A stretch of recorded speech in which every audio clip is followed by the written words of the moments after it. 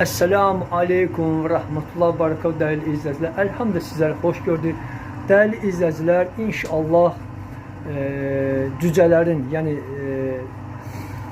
bildirsin cücələr çıxmamışdan qaba, yəni mən bu bruderdə bəzi dəyişikliklər eləyim. İnşallah siz bilirsiniz ki, mən də burada cücələrim burada gördüyünüz bu polu belədir. Çünki değerli izleyiciler, yanınıza gəlirsə mən cücələrin altını təmizləyəndə cücələri buradan yığışdırırdım, başka bir kutuya yığırdım ve buranı təmizləyirdim.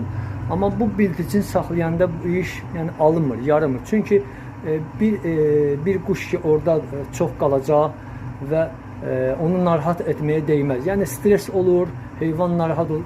Çünkü ona göre mən inşallah bəzi burada dəyişiklik etməliyəm. Burada inşallah burada 5'li reyka vuracağım belə uzunmasına ve belə at qozdu edəcəm. Yəni siz bilirsiniz, kim bilirsə, yəni söhbəti başa düşəcək. Bildirçinin ayağın altı meyilli olmalı ki, mayilli olmalı ki, at qozdu. Yumurta oradan yumurtlayanda dırlansın ve burada setk olacaq, onu oradan götürəsən. Və su mütləq bayırdan olmaz. Su bayırdan olmasa değerli izleyiciler, onlar biraz çok cəld heyvandılar, quşlar dağıtma ehtimalı var. İnşallah bu bruderde bəzi dəyişiklik eləyəcəm. İnşallah onu da eləyəndən sonra sizinlə video çəkib paylaşacağım. Bax belə değerli izleyiciler, İnşallah güman edirəm mənim fikrimi başa düşdünüz.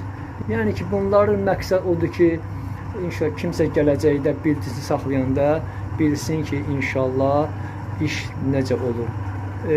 Değerli izleyiciler, zəhmət olmasa abone olmayan abone olsunlar, mənə dəstək olun, şərhlərinizi yazın.